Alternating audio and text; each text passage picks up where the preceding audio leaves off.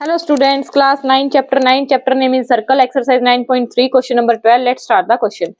क्या है क्वेश्चन में? Prove that a cyclic parallelogram is a rectangle. हमने क्या प्रूव करना है कि कोई एक साइक्लिक पैरेललोग्राम है, उसको रेक्टेंगल प्रूव करना है। ठीक है, साइक्लिक पैरेललोग्राम हमारी कैसे होगी? फिगर को ड्रॉ करते हैं कि ये हमारा क्या है, एक सर्कल है।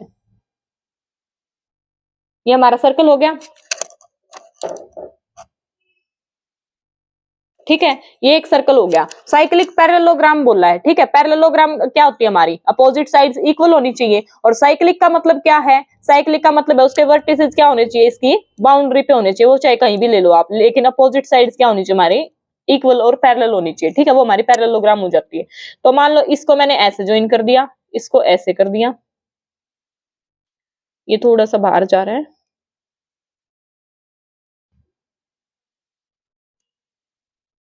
ठीक है, ये हो गया। साइक्लिक का मतलब क्या होता है कि वर्टिसेस किस पे होने चाहिए?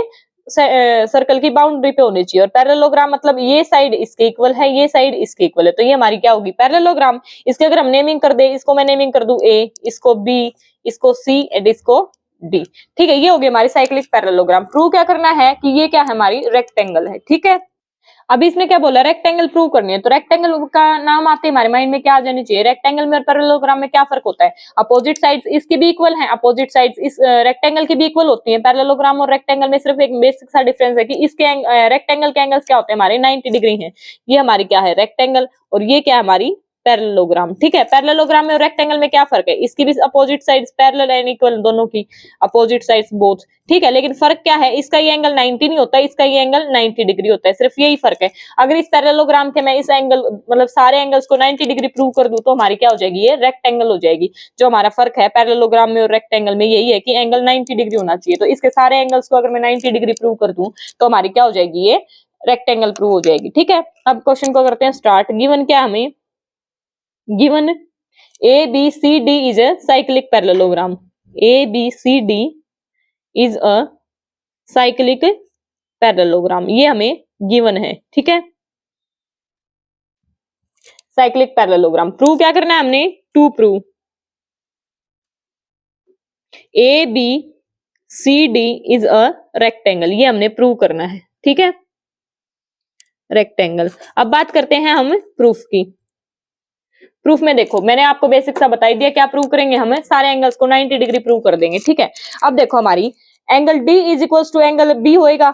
Angle D is equals to angle B होएगा हमारा, because opposite angles of parallelogram, opposite angles of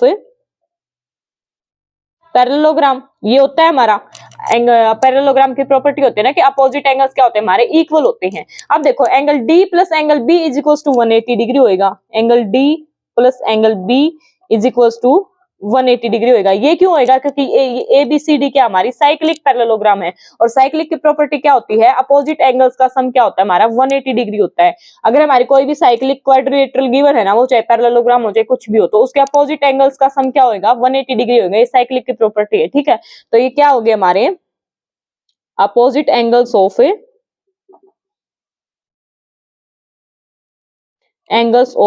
cyclic parallelogram, क्योंकि ये क्या हमारी साइक्लिक है। यहाँ पे साइक्लिक वर्ड का मतलब है। ठीक है, और इस पैरेललोग्राम का अपने आप में मतलब है। पैरेललोग्राम से क्या हो गई?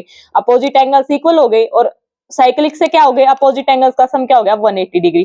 अगर मैं इसको नेमिंग कर दूं 1 और इसको कर दूं 2, तो यहाँ से अगर मैं कहीं भी D की जगह B पुट कर सकती हूँ यहाँ पे, तो यहाँ से हमारा D की जगह B पुट करूंगी तो angle B plus angle B is equals to 180 degree. That is twice of angle B is equals to 180 degree. और यहाँ से हमारा एंगल B क्या आ गया?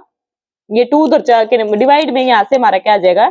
90 डिग्री। यहाँ से एंगल B 90 डिग्री प्रूव हो गया और एंगल B एंगल D के इक्वल है। तो यहाँ से angle D is equals to angle B is equals to 90 degree हो गए। ये तो हो गई हमारी एक चीज। ठीक है, अब बात करते हैं A और C की। सिमिलरली A और C को कर लेंगे हम। A और C को मैं यहाँ कर दूं, angle A plus angle C is equals to 180 degree होएगा। क्यों? Opposite angles of cyclic quadrilateral, opposite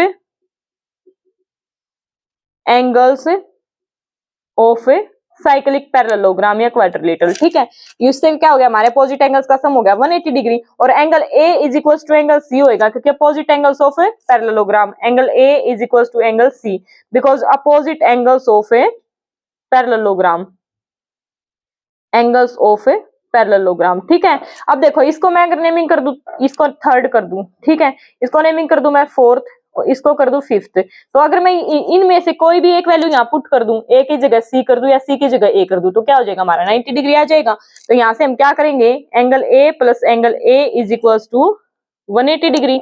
ये इसकी वैल्यू मैंने यहाँ पुट कर दी, सी ए के इक्वल है ना, तो यहाँ पे क्या हो गया ए, तो ट्वाइस ऑफ एंगल ए क्या हो गया हमारा 180 डिग्री।